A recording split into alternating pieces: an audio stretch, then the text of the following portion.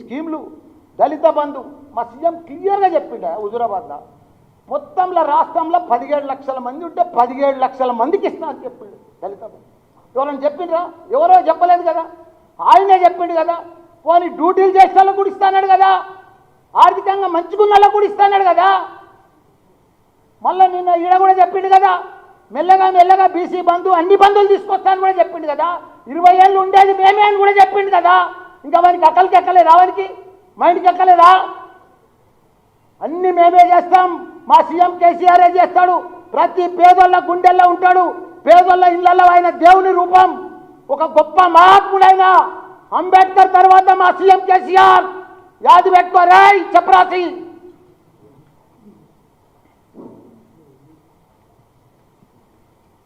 వాడు పెద్ద పీకుడు కదా, వాడు పెద్ద తురుంకాను కదా, అబద్ధాలలో నంబర్ 1 కదా, బ్లాక్ మెయిల్లో కూడా నంబర్ 1 కదా, అన్నిట్లల్లా పట్టెబాజీ వ్యవహారంలో కూడా నంబర్ 1 కదా.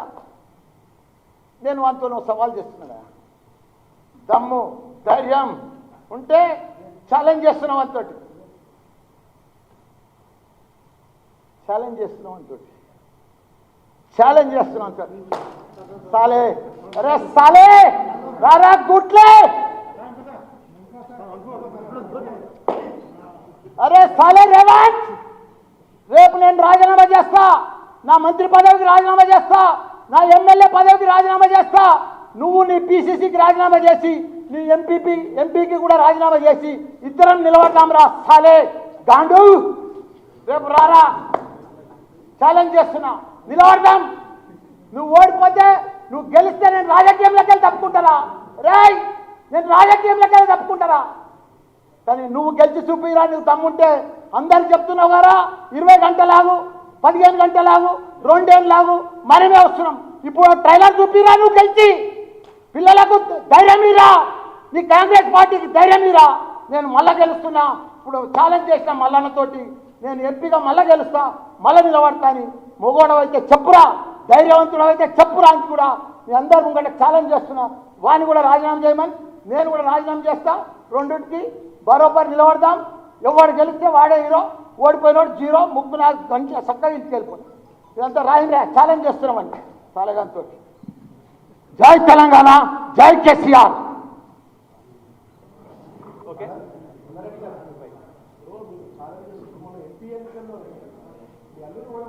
అయిపోయింది. ఆయన అప్పుడు పీసీసీ లేడు, అప్పుడేదో గవర్నమెంట్ ఉండే, అప్పుడేదో గవర్నమెంట్, కాంగ్రెస్ గవర్నమెంట్. ఇక్కడ మేము కేసీఆర్ గారు ఇక్కడనే తెలంగాణలో ఉంటాడు, ఆయనకు రావాలని ఏదో కొన్ని అవాలా గాలిలో గెలిచిండే వాడు కొన్ని ఓట్లతోటి.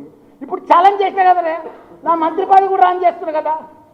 ఇప్పుడు వాడిని ఇప్పుడు గెలవమని రాదా? మొన్నది పోయిందయా, ఇవాళ చేయమని చెప్పడానికి దమ్ముంటే. గవర్నమెంట్ తెచ్చేది 20 నెలల తర్వాత, మొదలాన్ని ఒక్కసారి మళ్ళా గెలవమని చెప్పు దమ్ముంటే. 24 గంటలు అయిపోయింది, పాలమ్మేటోడు రాలే, నీళ్ళమ్మేటోడు రాలే, భూములు కబ్జాలు పెట్టుకునేటోడు రాలే, జోకర్ గాడు మల్లన్న కూడా రాలే. ఎవరైనా భూమి మీద జోకర్లను చూసినాం, బ్రోకర్లను చూసినాం. కానీ పాల మల్లిగాడు సగం జోకర్, సగం బ్రోకర్.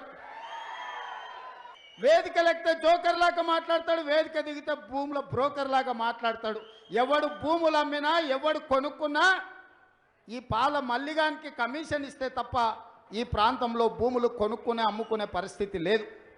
ఇవాళ భూ కబ్జాలు పెట్టినోడు, మున్సిపల్ ఎన్నికలలో టికెట్లు అమ్ముకున్నాడు, జవహర్ నగర్లో పేదోళ్లకు భూముల పట్టాలు లేవు, రిజిస్ట్రేషన్లు లేవు. ఆడ ఎవడి పేరు మీదనో పట్టాను సృష్టించి ఆ పట్టాన్ని ఇంకొకడికి జీపీఏ ఇచ్చి ఆ జీపీఏతోని తన కోడల మీద రిజిస్ట్రేషన్ చేసుకొని ఇవాళ ఆడ సిఎంఆర్ హాస్పిటల్ అని కట్టి వ్యాపారం చేస్తున్నాడు.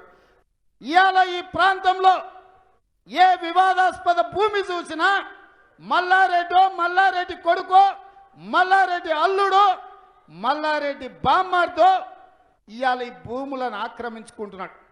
ఇవాళ నేను ఈ వేదిక మీద నుంచి సూటిగా మల్లారెడ్డి మీద నిర్దిష్టమైన ఆరోపణ చేస్తున్నా.